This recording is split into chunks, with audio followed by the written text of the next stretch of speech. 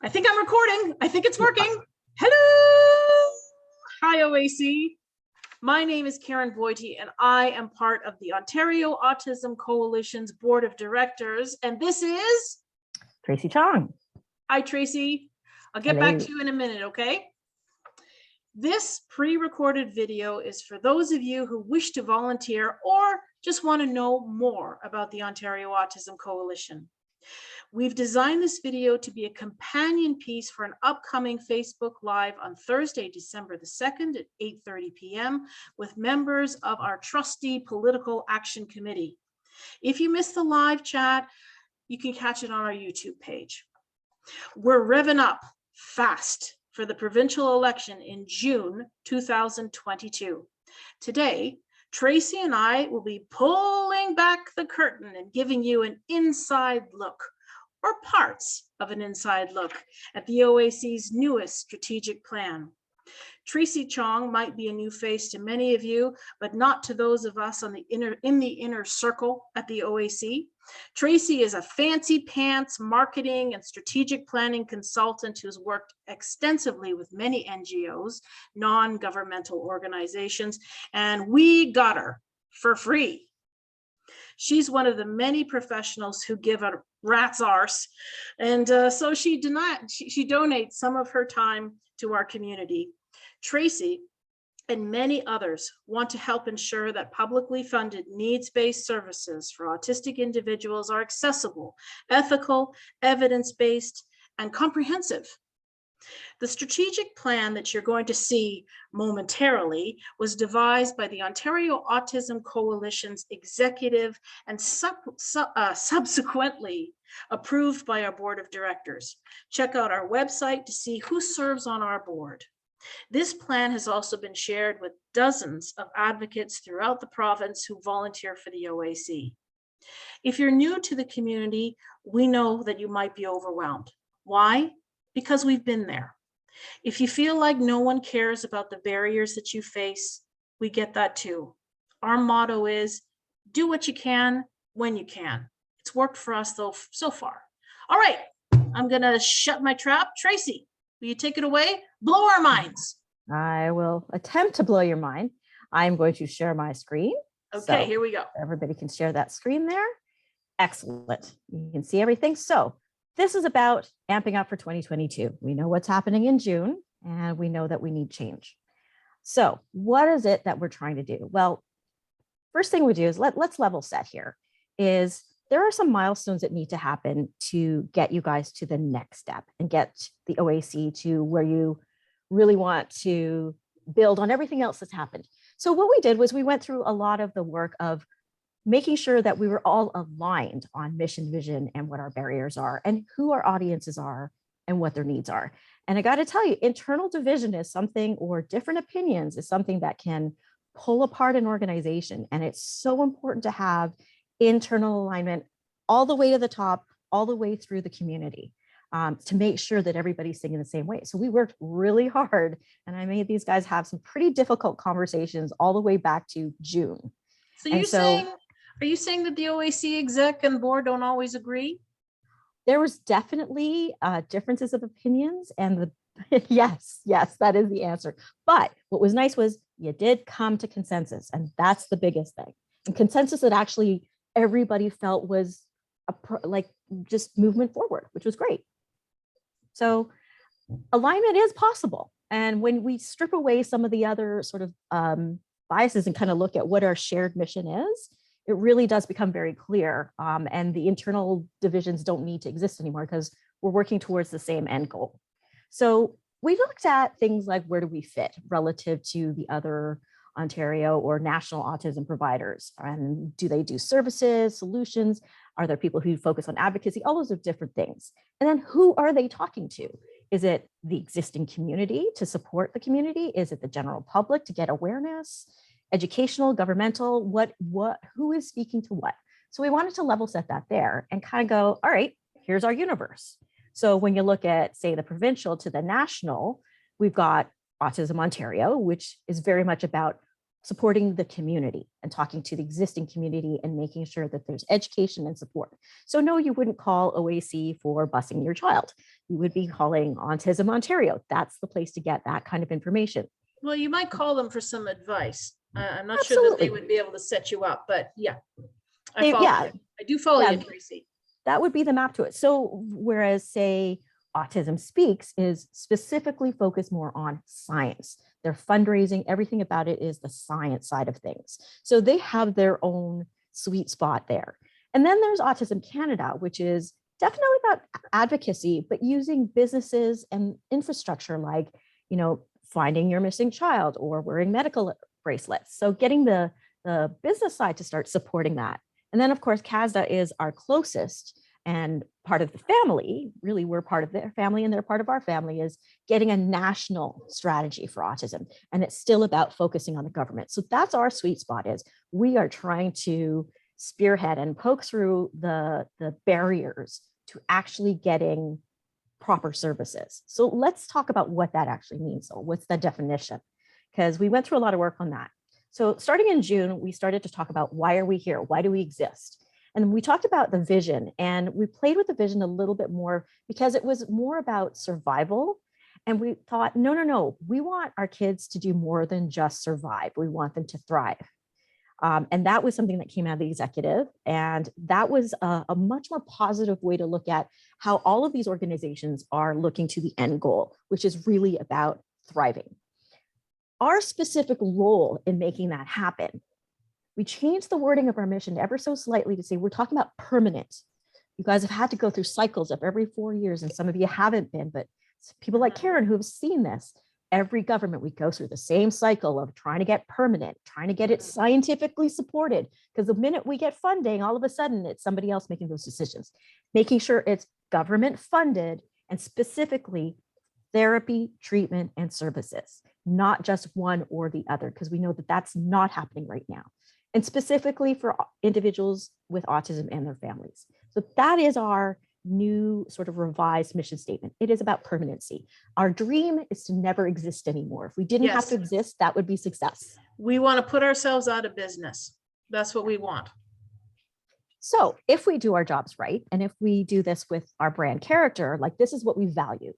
So we value inclusiveness, relentlessness. You guys are relentless, truthfulness, fact-based, right? Accessible, empathetic, compassionate, all these wonderful things that you are to each other, but also to the community.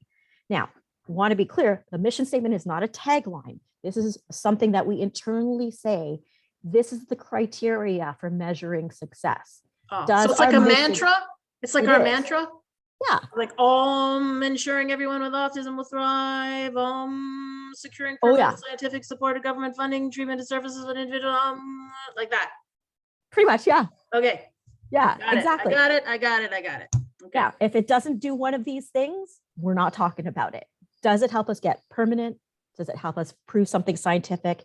Does it help us with therapy, treatment, and services? That's our goal. So what we did was we looked at who are the people we have to convince. And we said, okay, well, for support and for program reform, which we need lots of reform, we've been pretty much going after the existing government because they made promises and they broke promises. But we did come to an agreement that we should be party agnostic. And we should not just be watching the current. Wait, party agnostic? What does that mean? It really means that we should not be affiliated or seem to show preference over one party. Nonpartisan? Nonpartisan. Got it. Correct. Okay, got it. Yes, sorry. So what that means really is, I kind of used this when we were talking about it. I was like, we're watching you. I don't care what party you're in. I don't care if you're in power or not in power. You have a place at the table. You're representing the people. The community, the autism community is watching all of you. We don't care what party you're in. And that's a big difference now is, yes, we've been going after Ford, but guess what? Before that, it was Kathleen Wynne, and before that, and before that. So we can't afford not to look at all of these parties and go, you're all being watched by us. So look out. So we're still going to spend our money there and our efforts there. Of course, we need to support our support system, which is the therapy providers, clinicians, and educators. So they're part of our target group as well, people who we need to talk to and engage with. On the other side, we need to focus more on donations. And the reason for that is we have a big goal. And you guys have been punching above your weight from a PR perspective and getting into the news, but it's not necessarily getting extended out to get more support from other organizations, other businesses, professionals, whether it's your local doctor's office, dentist, whatever that might be. More importantly, is getting the general public to be on your side. Because when you have them on your side, you get the voters on your side. When you have them on your side, you get donors. When you get them on your side, you get volunteers. So creating a image and communications that really talk to these people, these groups, is our goal. We're not here. The purpose of the organization is not to create communications for each other, although Karen does a good job of making sure the internal stuff is communicated out. But really, we have all of these people and all of these groups that we need to convince that we deserve permanently funded, scientifically based therapies, right? That is ultimately what we're going for. So we need more help and support. A lot of people in the community think that that's how Ontario is run, that children already do have these things. Yeah, I know there is a lot of misinformation that's out there. And one of the things is, besides who we have to convince, is what do we have to say to convince them? And that is where, actually, that's a great segue, Karen, because it really got us into looking at who are all these people that we need to talk to? What is it that's bugging them about the autism issue? And what is in it for them if they actually support us? So we listed things like the bureaucrats, parents who've aged out of the program, parents whose kids aren't autistic, the general public. So like, some parents may say, well, I don't care about this issue, but I would care if my kids have a disruption in the classroom. So what's in it for them is, hey, supporting early intervention benefits all our kids. First of all, it's great for diversity inclusion because autism is a disability in the typical definition, but so what? It's about neurodiversity, right? Making sure it benefits all our kids. So it's about that. It's about making sure that there's empathy built out in an early stage. So there's lots of benefits to having integration, both for autistic kids and non-autistic kids. So those are the kinds of things that we did. And Karen, you make a good point. For time's sake, I believe that you want to have this later for people to read if they want to go through the details, correct? Mm-hmm. Or pause the video and read the page. Yeah, let's move on for sure. Okay, so this is the building blocks of our strategy. Now we have a really clear vision about Thrive.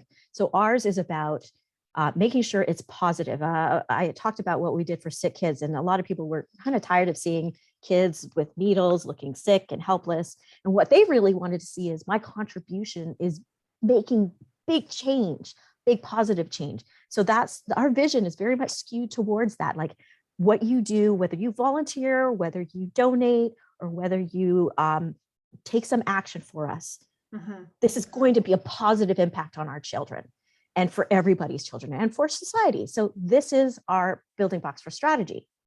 Then we take it one step further and said, okay, now if this is the building blocks, what do we need to do to make it happen? Okay, so this is the nitty gritty, right? This is it. Okay, here we go. Here we go. So we have 4 phases, and we have to be careful because we can't tell everything if this is public knowledge. So we're going to tell you the stuff that is able to be shared publicly. So we have 4 phases that we're going through. One is the very first phase, like let's just get our ducks in a row from a foundational standpoint. Let's make sure that our brand identity works and doesn't alienate any of the target groups or any of these new groups that we're talking to, because we have heard feedback. And believe me, if you don't think you're getting feedback to the executive, they have shared things. They have quotes from all of you. They talk about emails they receive from you, Facebook conversations. So your feedback is included in this. Make no mistake, they hear stuff. We pay attention. Yeah, so there was lots of inputs from that. So one of the biggest foundations is just making sure that you guys, if you're volunteering, having the resources, being able to like download a kit of here's what a printed sign should look like. Here's the brand identity. Here's the logos. Here's the hashtags that we're using right now. Making sure that we all have the same messaging when we go out there. So in February, we might have a different messaging. As we get closer to the election, we call out for closer to that. So there's different things that we can do. We also want to make sure we update the website, make sure there's downloadable materials for you guys, and make sure that if you're going to do any local fundraising, we have great activities there that is just really easy for you guys to access, but also making the website now for a broader audience. So we're doing things like the history of the OAC in a slightly different way, all of these things that we're making changes, but we got to get the foundations done first. And that was part of this whole exercise. Part two is starting to build that slow crescendo and the building up to the election. So come February, we're now going to start doing, so you got foundations as a phase one, then you got awareness, then engagement, and then the election. So that's kind of the phases. So in awareness phase, we are starting to build it. And so now that's when we're needing you guys more than ever. It's community outreach. So now you can have the materials to go and talk to organizations, to schools, to churches, to the Lions Club, any of those guys, to be able to say, hey, we want to have our brochures in your building, or a little poster on the board, or could you have a speaker? Could you host a candidates debate? This is where, getting even brochures into your doctor's office. Those are all great things. And we're all going to see the doctor sometime between now and the election. So just things that are very low resistance, low effort, doesn't take too much time for you guys because there are places that you're already going. Things like making sure we have continued media presence. We're going to have a great social media publishing calendar, because we know that there are big dates when things are going to get discussed. We know when there's certain issues being voted on in Parliament. So there are things that we can do that get ready and prepped, like the anniversary of the human rights codes, I believe for disability rights, which is 20 years this year. So things like that, we know when those are, we can plan for that.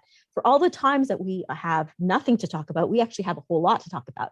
We can do fast facts, a different fact every day, or every day, how many more kids have been waiting? So there's ways for us to leverage social media to really talk about the pain points that the community is experiencing. And that is something that's really important. We got to remind people, this is your life every day. This isn't like a once a year, hey, help somebody out because it's cold outside. This is every day. We want to have a really strong volunteer program where we're working with universities, colleges, even high schools, getting them to do volunteer work. They can put up posters, they can be advocates. So we want to work with them as well. And on December 2nd, when we do our Facebook Live, I'll introduce you to Sarah, our volunteer coordinator. Sorry to interrupt. Just thought No, that's great. Plug that. That's a great plug, actually. And make note of say this candidate engagement is very critical too, to be able to get those candidates in early that are trying to get what's in it for them. They want to be out there in the public. What's in it for us? We're going to call them out on the issue and say, what are you doing for us? That's the benefit to us. So we're going to be ramping up also the fundraising activities. February, March is so critical for fundraising because it makes a difference of what we're going to be able to actually do in April, May, and June. Now we have a list of activities based on what budget tiers that we meet. So everything is adjusted for. Even if we make no budget, we still have a plan of attack. We've always worked with no budget before, Tracy. Exactly. So the intent is, whether we have budget or no budget, we have a plan. So phase 3 is engagement. So Autism Awareness Month and Day is there. So we're going to have an event for that. We're going to have more in community outreach. We're going to have more proactive PR messaging and more candidate engagement. So we're going to be calling people out a lot more. And if that means standing outside a few offices, that's probably going to happen. And that's where we're going to need your help. The last part is probably the sexiest part is, okay, once you get the money, what do you do with the money? Wait a minute. Wait. How are we going to get the money? Well, I believe the PAC is working on fundraising ideas right now. PAC, Political Action Committee. Yes. I believe that they are the ones. They did a great job of coming up with money for that first billboard that came out this summer. And some of that money is going to be redeployed when a time makes sense for us to use paid advertising. Doing it so far away from the election, when it's just one thing, doing one thing doesn't really get you the big bang that you need when you're punching above your weight. So fundraising is very new to us, Tracy. Does it surprise you that the OAC has never really put much effort into raising funds for our work? It doesn't surprise me based on how much you guys have to devote to just day-to-day life. It's really hard. I mean, if you're already battling the government on your own, how on earth could you be expected to have time to raise money? It's a hard, what you guys are doing is hard. because you're living it every day. And so, yeah, it sort of surprised me, but it didn't surprise me. And I think now it's just about trying to rally everybody together. And I think that's what you're trying to do, and say, like, let's deploy at the right times with a shared message, with a shared effort, knowing what everybody's doing, because the kiss of death, the two kisses of death for any activity are siloed making decisions, which didn't happen here, and internal division. So I think that there seemed to be some internal misalignment before any of this. And that can also take away from the fundraising aspects or the focus of what you're trying to do. Hey, families fight, you know? Yeah. Yeah. But the big thing is it's the brilliantest strategy. It's the Trump strategy, which is create disruption in your opposition. And the more disruption you have internally within the OAC is the less successful that we are together. And we've got to think, we might not agree with what all the other organizations are doing too, but their end goal is still the same. Everybody still wants the thriving. We might not like how they got there. So we've got to just kind of keep that into perspective and say everybody's got a role in the food chain to get us there. Eyes on the prize, right? Eyes on the prize. Yeah, definitely. At least that's my non-parent, non-autism perspective. It's just somebody who's outside of the community. It's just good to know everybody's aligned. You're part of the community now, Tracy. Okay, so you adopted me, so I'm happy about that. All right. So the last part is the sexy stuff, which is how would we deploy these so-called fundraising? Well, first of all, high-profile events. So we've got some very big ideas on showing up and at events in different ways. And one of the ways is to talk about the length of time that we've been waiting and how to really dramatize that. So one of our crazy ideas is either to have signs on the side of the road that said, if you were waiting for autism as of this date, here's how long you've been waiting. And then that's along the side of the road. And then all of a sudden somebody's driving further and sees another sign that says still waiting. And then the number increases because, oh, and by the way, we added 4 more kids or 10 more kids to it, still waiting, still waiting. So we could populate the entire province with still waiting signs showing how much and how long this has been happening for. And that is a great way to get press as well as get people focused on what is it that is really of the pain is we're waiting for the right services. It's not about money. They always think it's about donations and about money, the government not funding us. And like, no. It's about lack of knowledge. And I was just saying to Karen, would you have like a receptionist triage a bunch of people that were just in an accident and saying you need a blood transfusion when you actually just needed to fix a bone? Doesn't make any sense. It feels like that's what you guys are going through. So that's a really important message to get through is we're not asking for money. We're asking for the right services.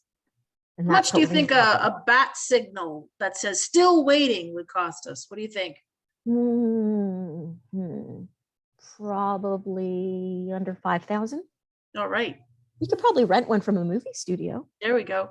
There you go. So yeah, we have come up with some non-traditional ways to do it. We're still looking at radio. We're looking at local newspapers, billboards. We're looking at bus shelters.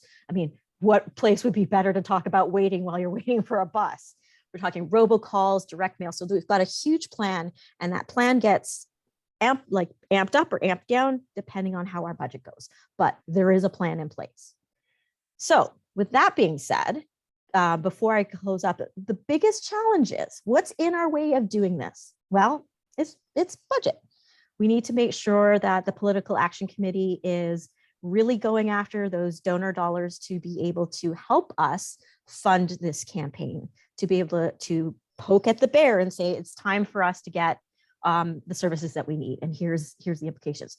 We're competing for a share of attention and wallet because not only do we have other autism confusion, but we've got other nonprofits to compete with, and we've got other advertisers. We're going to be competing with advertising for candidates. So we've got to be super smart about it. So that's one of the things is stealthy and smart. We need the internal resources, which is why Karen is making this happen, and the rest of the executive is finding this very important to rally you guys together.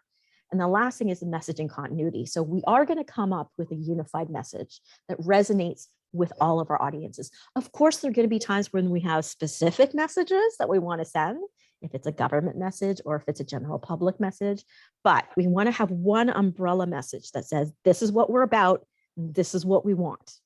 And so that is being developed now so that we're ready to deploy all of this stuff in January. Mhm. So to make it that's easier, right. right? Is it's sometimes it's hard to be at dinner and talk to your family about something, or talk to a politician or your school principal or your neighbor. So hopefully these materials will help you have a shorthand, but be yourself, you know, coming from the heart is the best way to go.